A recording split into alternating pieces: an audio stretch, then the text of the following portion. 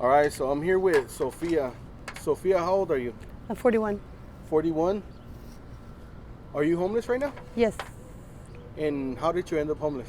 My family passed away and I got fined by Homeowners Association and I lost my house during COVID time. Homeowners Association. Homeowners It's, Association? it's a society that's meant to keep neighborhoods clean and keep houses looking in a certain structure. My house had a high chair and children's clothing on the outside that I was donating to a friend that was going to have a baby. And because the clothes was outside, they fined me $1,200 plus the $800 rent. It was $2,000 I couldn't afford to pay, so I lost everything. The constable came and changed the locks on me and kept all my belongings. So you were buying a house when this happened? Renting. You were renting? Yeah. And the landlord took advantage that it was COVID time and the lease was not in my name. It was in my mother's, but my mother had passed away. So he said, go ahead, take me to court. You won't be able to win. I don't have no lease contract with you. So it is what it is. He was able to change the locks legally. And now you're out here in the streets? Yes. And what do you do to survive out here in the streets? Just wash windows, sell other people's belongings, ask for things, date boys with money. I don't know. Day boys for money? Date boys with money. Okay. Yeah. Do you do any blues? Yes, I do blues, Angie. How long have you been on the blues? 6 years. 6 years? Mm-hmm. And how did you get started on that? Who introduced you to I it? was doing oxycodone and morphine with the doctor for pain management, and I ran out of blues a week before my time, and because I ran through them a week early, I thought I'd get some off the street, and I picked up some that had fentanyl. Became highly addicted ever since then, can't get off of them. So initially you thought that you were getting something else? Yes, What was that? oxycodone.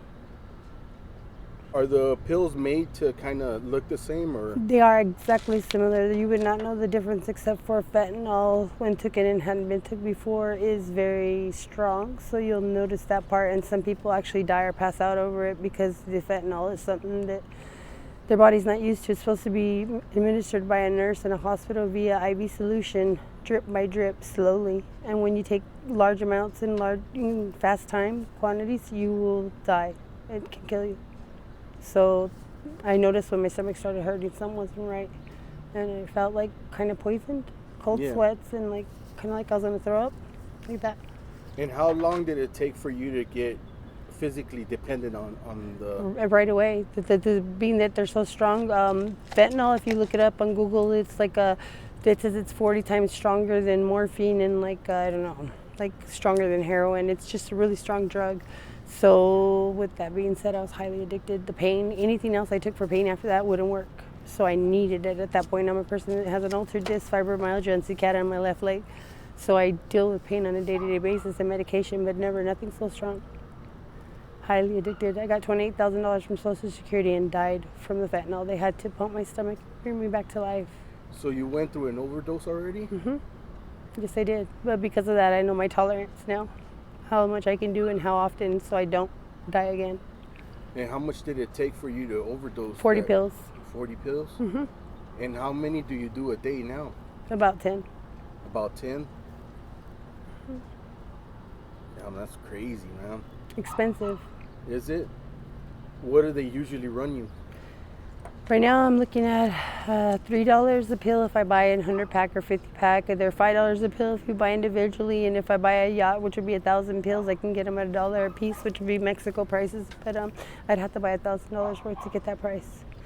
And of course, you run a big risk. The bigger the amount of money you're spending on the streets, the bigger amount of risk that you have of getting robbed or not getting your product. And when you sleep out here in the streets, where do you sleep? Wherever my body gets tired. I don't have a bed or a certain location of landing, and my things get stolen on a daily. I put things up in the tree, people steal it. I bury things, people steal it. I put it in a trash can, nobody takes it, but I smell like a garbage can, so it's kind of really hard out here. Most of the water's locked. City doesn't give out free water. We don't have bathrooms. So people are shitting behind trash cans. I kind of want to write a letter to the city council, maybe our sheriff, Paul, and let him know what's going on out here on the streets and how hard it is. And just because we're not in the system, I mean, they can pay for us to be in their jail systems, but out on the streets, they can't pay for us to use the porta potty, or they can't pay for us to get free water. I mean, there's fountains. It's ridiculous. We are taxpayers. We are American. I don't see why we don't have bathrooms and water. That's just a must. People have to use the restroom, and people have to drink water to live. I don't think it's fair. I want to write a letter to our council. I agree with you. And is it dangerous out here? It can be, but I think that's just everywhere. It's mostly how you are and what you get yourself into. For the most part, if you try to stay out of trouble, I think trouble will stay away from you. It kind of tends to just look for those that are getting themselves into trouble, going out and looking for it. If you stick to yourself, you should be all right, for the most part. And what about the cops? Do they bother you sometimes, or yes, they do. they harass you guys? Indeed they do. I don't call it harassment. I think they're just doing their job, but because there's so many of us out here and so much garbage being left behind and so much people being unaware of their surroundings, that there are kids in the neighborhood that go to school, ride buses, and see all this slumpness and all this pool everywhere and trash everywhere. That's like our community, and we have to take care of it, and our children are our future tomorrow. So with them having to see all that, I don't think it's a good example, and we need to lead with example. So I would recommend that a lot of people either be adult about their shit or stop doing it, because it's ridiculous. We don't have to go clean up. With our children seeing this every day, it just normalizes it, and you get desensitized to this type of stuff, Exactly. I don't applaud it. Every time I see somebody acting a fool, I tell them, you should get rehab, you should get off the drug. I know I myself have a problem, but you have a bigger problem, because I myself know how to behave on drugs. You yourself don't. So maybe you should seek some help for that, because that's not the adequate behavior, and you know better. You're just using the drug as an excuse, and you are the reason why they think all drug addicts are bad people, which we're not. I know I'm not. But I cannot prove that. My kids, my own grandbabies, I'm not allowed to touch them. I'm not allowed to hug them, because I hang around with drug addicts and they can have COVID and other diseases. I'm not allowed in certain stores. They single us out because we are the drug addict crowd, so we're not allowed to go in certain stores. And I think that that's just a lot of racial profiling, and I don't think that I have done anything to not be let in a store or to be judged. But I do hang around with people that do drugs, and I do drugs myself. So I have to eat that, I have to live with it. And it's hard. It's hard when your own kids don't want to hug from you. They start putting sanitizer on their pants when you touch their leg or anything, It really hurts my heart, because I'm a good mother and I love my kids and I'd give my life for them.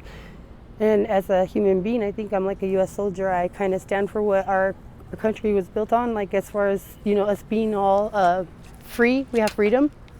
And we are in poverty, but we're not in such a state where we don't have the real things we need. We have food banks and we have clothing banks and things that we need. We're very fortunate to be a U.S. citizen. Third world countries don't have that. So for that part, What do you think we can do to stop the flu epidemic, like the opioid epidemic?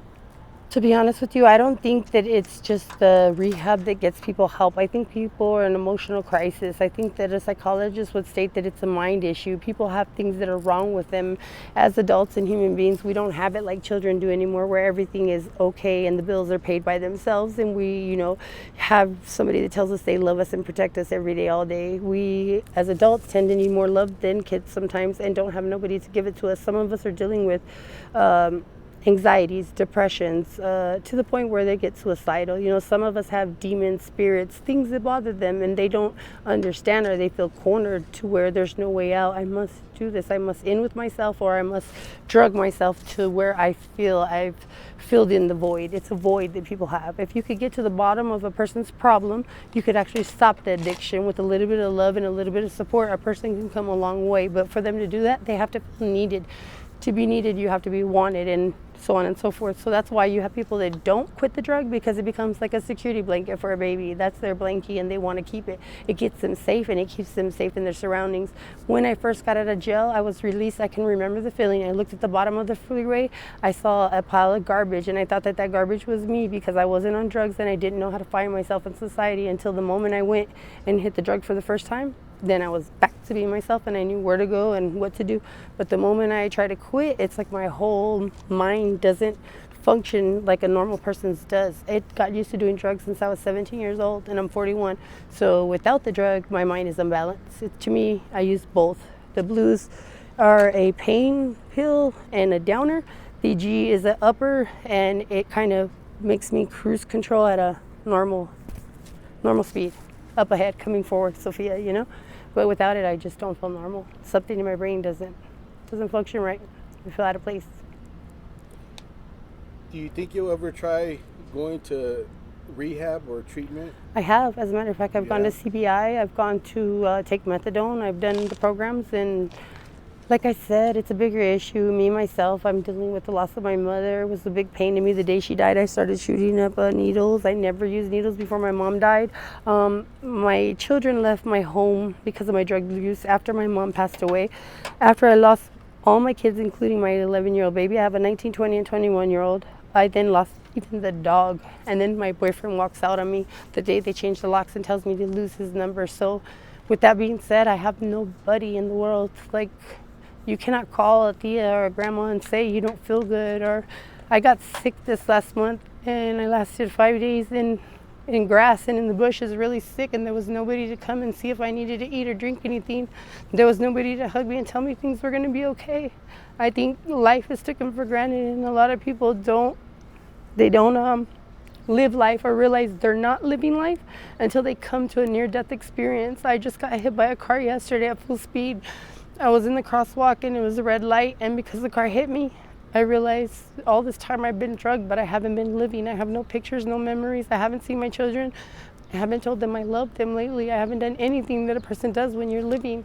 And I told myself, why did I wait to this to finally realize I'm not living life? And it really is saddening for me. It doesn't mean I'm stopping using the drug. It just means that I realize there's more to it than just the drug and drugging yourself. There's a lot more to it.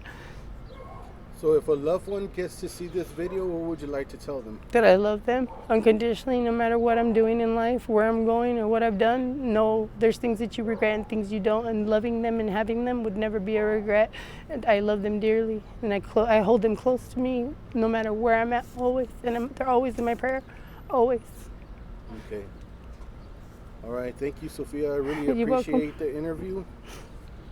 And if I see you in a couple of months, can I get the update with you? Of course, I'd always be willing to give an update. Are you okay with me using this for my YouTube channel? Of course, definitely. Okay, thank you. I appreciate it. Great, no problem. There goes Sophia right there.